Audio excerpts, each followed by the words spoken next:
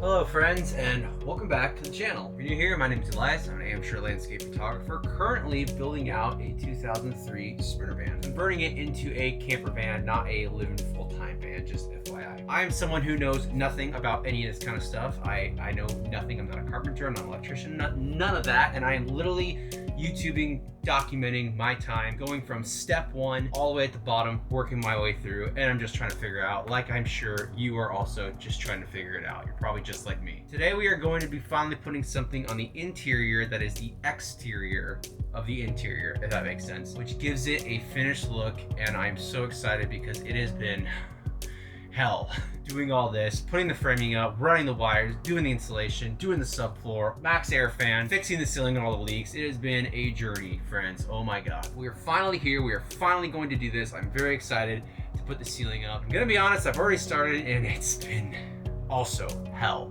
figuring this out. I'm gonna walk you through what I've done and what I'm doing and how we're gonna make it work. The first step in all of this is finding the center point of your van. And I screwed up and should have done this sooner. I highly recommend, if you're doing a van, you somehow mark a center point in your van. I say that because you need something to be able to be consistent throughout to get it square. Square being nothing's too much this way, nothing's too much this way. It's completely even all the way down, measurement on both sides of the board. What I ended up doing through a bunch of trial and error, but what I landed on was I have a laser level and I measured in between these two boards on this side, and I took two boards on the far side. I figured that is the closest thing I have to the same thing because it's just a board butted up against the shell of the van. So I took the measurement of that, cut it in half, got my mark, put the laser level on it, shot it straight up, marked it, and I did the same at the very end, shot it straight up, marked it, there we go, got our center. Close enough anyways. Now when I made that mark on top of here on the furring strip, I went ahead and measured this, which is 3.5, and I brought the measurement over 3.5 inches, so it's gonna be the edge, and I marked it so I know that is where my edge is gonna be landing on. So again, I took the center point, I took half of 3.5 because 3.5 is how big this board is. 3.5 divided by 2 is 1 3/4. God. And I made the mark, so then I had a straight edge to put this board on to make it all the way down. I was only going to do one screw in each board, but this board is only 1/4 inch and it's so brittle and it's so thin. Oh my god. I got really nervous, so I'm deciding to doing 2 screws per board in each furring strip. Now again, these screws are going all the way through the furring strip into the metal, so it has 2 places to bite onto. And as you can see, I have one installed. I'm very stoked. We installed one, wasted one on the ground because I screwed up. But 2 times a charm, right? So this one we got right, and I'm running it from end to end. And what I'm doing here is I'm leaving a gap because, again, my insulation is loose laid. It's hanging, so I can have air ventilation flow through there, and I want to leave this open so it has air ventilation, somewhere for the air to come in and out of. On this end, since my van is extremely long, I put it to about halfway through this board. There's only like 8 inches or 10 inches left of a board, so I can't obviously go to the next furring strip, so I'm only going to this one. I waited about 1/2 inch, and I made my 2 screw holes there, and I'm gonna do the same on this one, which is what I'm working on now, is cutting this next piece that goes to this part of the furring strip to the max air fan. So I'm gonna have 4 different board lengths. I'm gonna have all the back ones. I'm gonna have from here, max air fan. I'm gonna have the other side of the max air fan to the front. And then for the ones that are out of the way of the max air fan, it's just gonna go from where this board ends, all the way across right here, and shoot all the way across to my last furring strip. I'm pre-drilling every single hole over there in the garage and then bringing it in here and putting it up. Right now, I'm still figuring out those measurements. This one, like I said, I wasted a board, but we got it right the second time.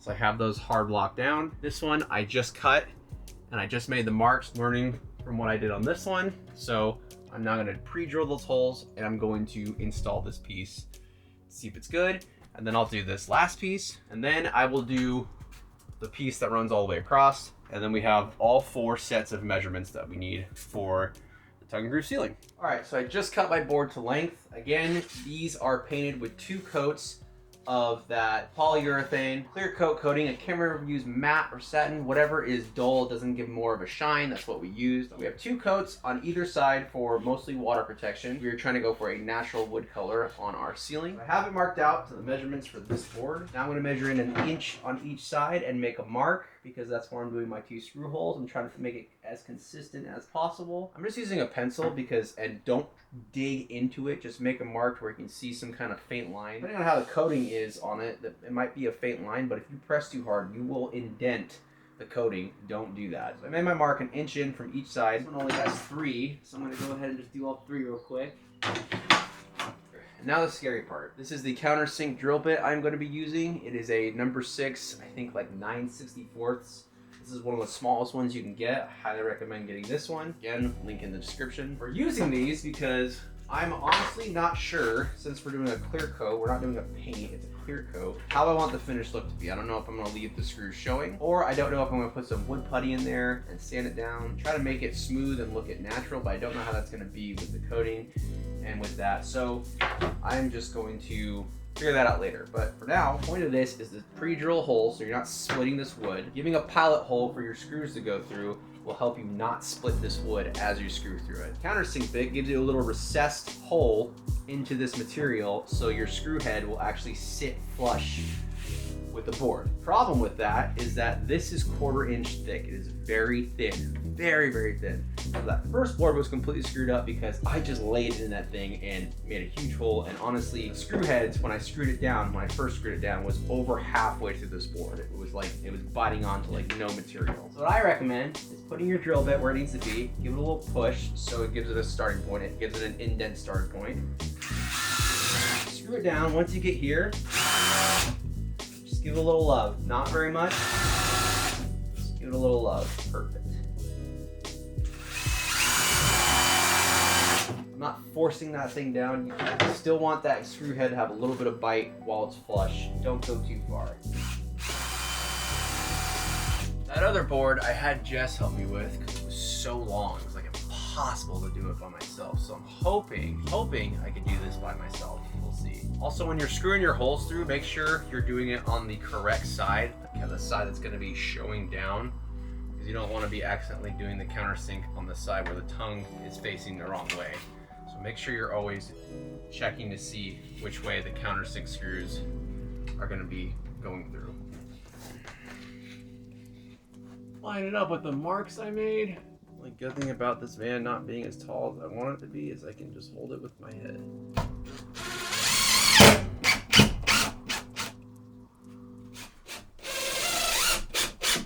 don't know why that is killing my shoulders. My God, that looks pretty decent.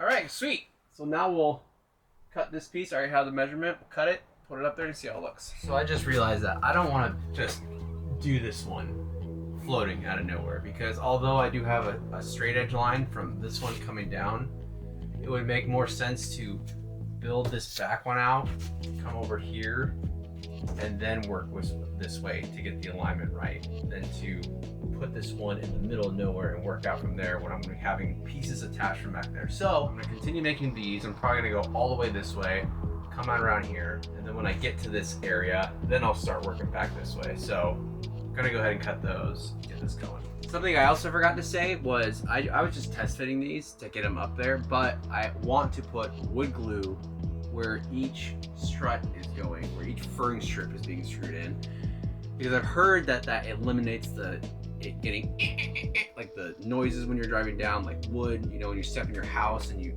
like have squeaky floors, like that, it reduces the squeaky floorness sound, if you will. So I'm gonna pop this one back off.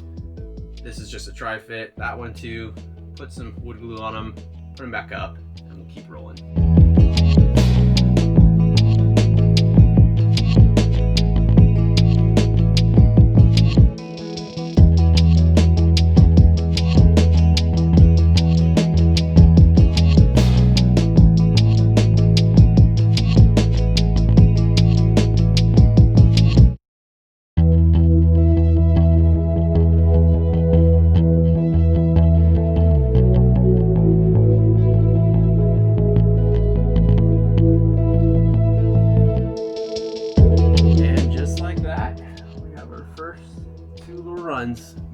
was a giant pain in the ass, my God. So butting these in, sometimes easy, sometimes not. It depends on how much you've painted on this tongue and inside of this groove. Plus the boards aren't perfect.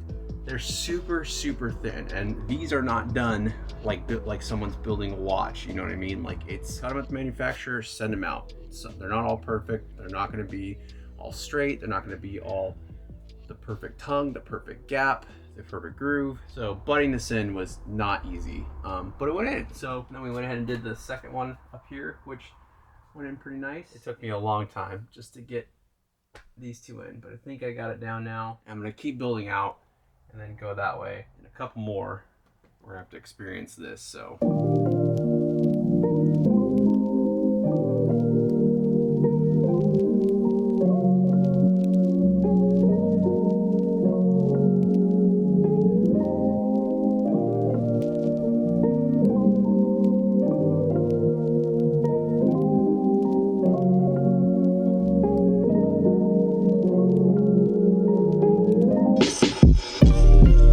Next day, and we were making some headway on here. I feel these two, I got a bunch of boards ready to do, and these went in real nice, real easily. I cannot say this enough. Do not become complacent with these. With measuring, with handling, cutting, they are so brittle, and the one slip up, one wrong move, one wrong measurement will break these boards. I'm telling you, be extremely careful with them. They are very brittle, very brittle. With that said, we are ready to do this board, which is going to be my first hole saw cut for the lights. So I'm going to be using these puck lights, standard puck lights that everyone uses. We're going to be using a warm colored puck light. This is the kind we're going to be using. I will put a link in the description for you to get them if you want. So what I've done is I've measured the first cut, where this one will be when we get out there. It's not going to be on this one. The first two lights are in the back, and they're going to be on their own switch, and they're a little bit more spread out to either side because the cabinet ends here, and this is going to be our bed area, so we want the whole thing lit up. So the lighting distribution is going to be different in the bed area than it is in the main cabin because of this cabinet we're going to be having on this side. I wanted the lights to be more off-centered, centered in this area, if you will. So I pulled this measurement and this measurement. This first board's only going to have this one. The second board will have that one. And I got my hole saw kit, and then I cut these and realized that I need a different hole saw blade. This is the hole I cut, and it is a 2.5 inch hole saw blade, which, and let me just be perfectly clear, will work because when you put these puck lights in, they have these little arms on them. You simply just put them inside the board, then you snap the other one in, and it just holds itself in place. Super easy system. I really like how easy that is. The problem with that is that there's a lot of room for it to see through. So if these things move around, which they will because the van vibrates, it has a lot of play to reveal a little bit of the hole showing. So I think the best move here is to go and get a 2 3/8 hole saw blade. When they do in fact move around, I don't have to constantly adjust them so this isn't showing or any of that. So we're gonna get a smaller blade. Jess is on the way to go get that right now. I'm gonna continue fabbing out these back pieces because there is a lot of them, and that is very time consuming, extremely time consuming. So I'm gonna get that ready, and when she gets back, we'll do our first little light fixture. I'm really happy. All right, so I made my mark. I measured my center point. I get my pilot hole started. This thing will get away from you, so just be sure you have something to give you leverage, and just tweak it. Just let it go, let it go, let it go. Let it scar the whole thing.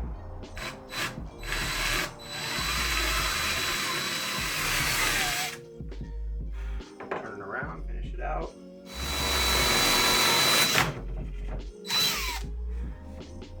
That looks good, let's go hand.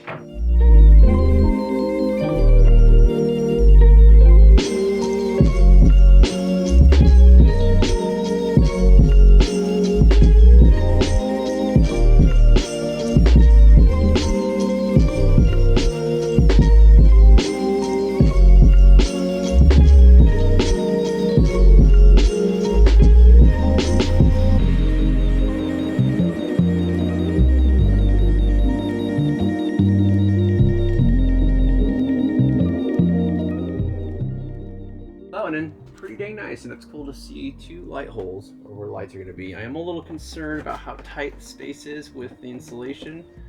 shoving these unneeded wire. I left so much extra wire, as you can see, and kind of messing with it, pushing it back through, and I think we'll be okay, but it's just one of those things. Maybe I should have gotten even smaller on the insulation, I don't know. But we're gonna install these last two boards on this side and keep going on the other.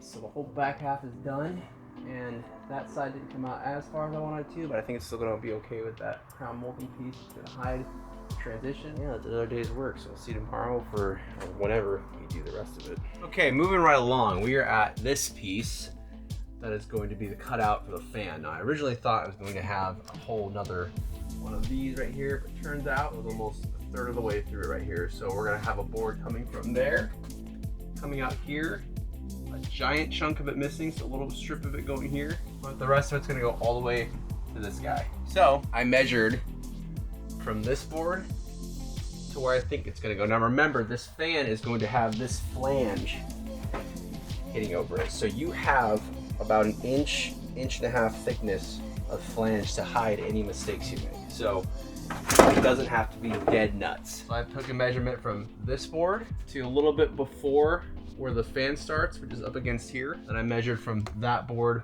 all the way to where it starts again. That is gonna be my cutout.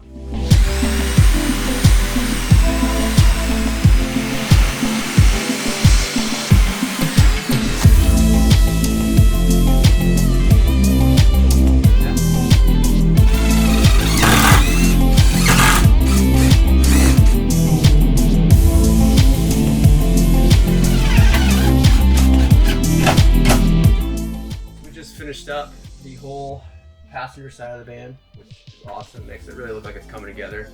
The hardest part is going to be now, which is going to be getting the rest of these in, cutting these and putting these in, hoping that it lines up the piece that actually has to go all the way. So we might have to cheat it a little bit. I'm hoping it's not going to be a great gap. Yeah, I'm going to measure those, pre-cut them, and we'll install them.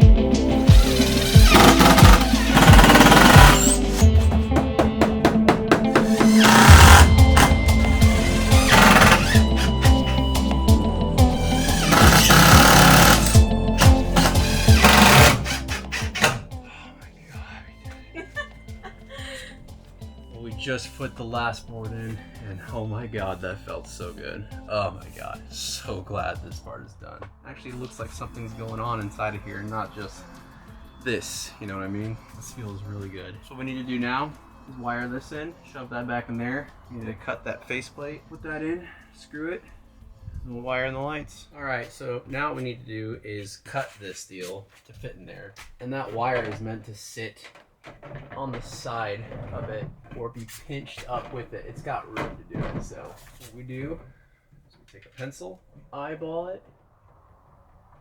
Now we have this much space, that's my mark, that much space on the inside. So if you cut it there, you don't just want to cut it there, you want to have more space. I mean, if you cut it there, it would be fine, technically. If you cut it there, you might not have enough meat going past where you need it to, well, you'll see it on the inside. So you take this measurement, probably minus a 1/4 inch to give you a little bit of play so you're not butting this up directly against the deal. Take this measurement, minus 1/4 inch, measure it from the bottom up.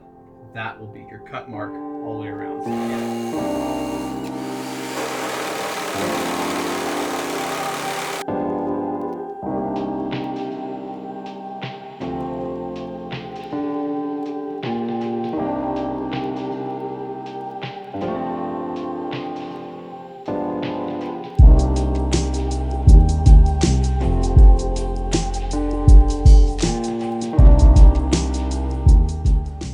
Now we're gonna do the 3-way connectors on the lights. I've already done my 2 ways, which same thing I did here because this is the last light connected to the puck light. And now we're gonna do the 3 ways and I'll explain why. So our 3-way connectors, which is every other light that we're going to do. Now I put 2 different circuits for the lights. One is gonna be the front 6 with the main cabin. 2 are gonna be in the bedroom right above the bed. The one light is gonna be the last light in the circuit and the other wires that go to the DC hub.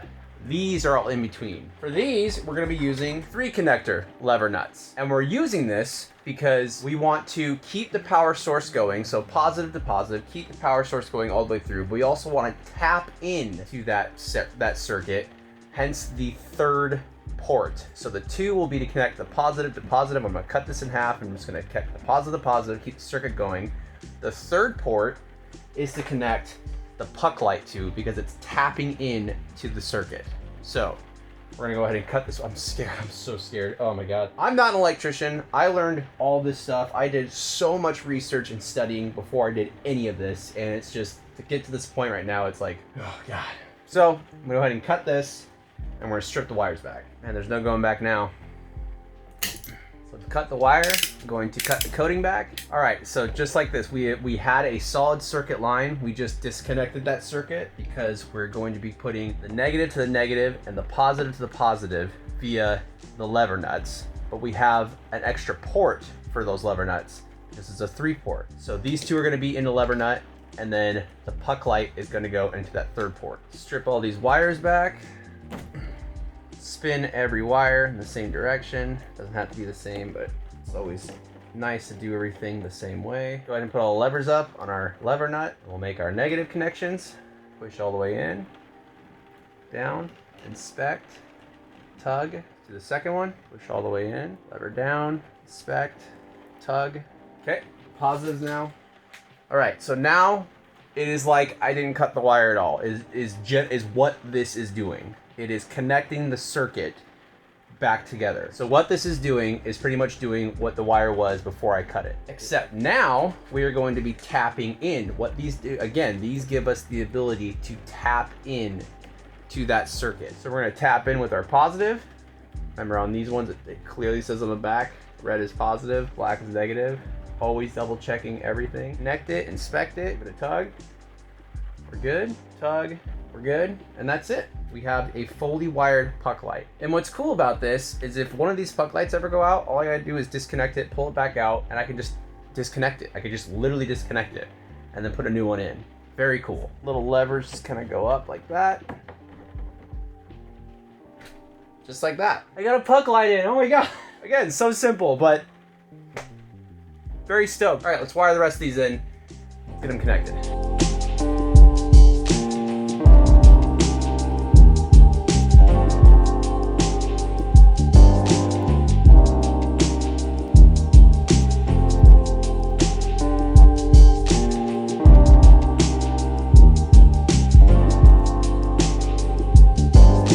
That concludes the ceiling. We are all done. I have one more thing to do. Well, 2 more things to do. One I'm not going to do in this video. I'm not going to cover these screw holes because we are going to go with the natural wood color, and you know, it is what it is. We're just going to keep the screw holes the same. The last test we need to do is I'm going to hook up a makeshift battery hookup with an on and off switch to test the lights and the max air fan. So that's the next part and we'll get that figured out.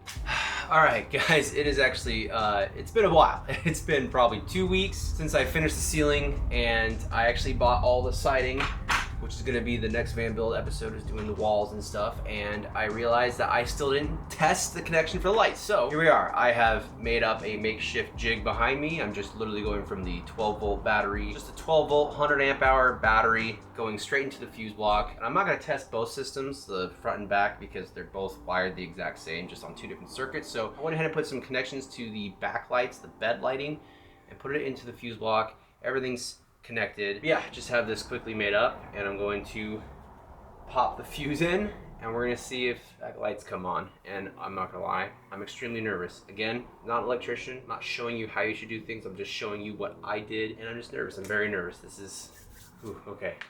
But I wanted to get my actual reaction to me first seeing the light. I have not put the fuse in, swear to God, I have not. So I'm gonna do that right now.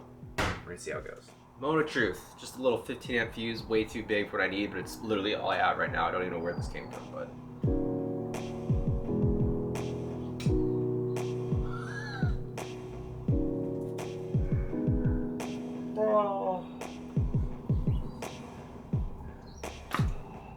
came on. They're on. I know this is so stupid because it's just a little light connection. I'm sure if any electricians are watching this right now, they're probably just laughing, thinking, "You idiot." To me, this is huge. To me, this is a big deal. Just goes to show you can literally do anything.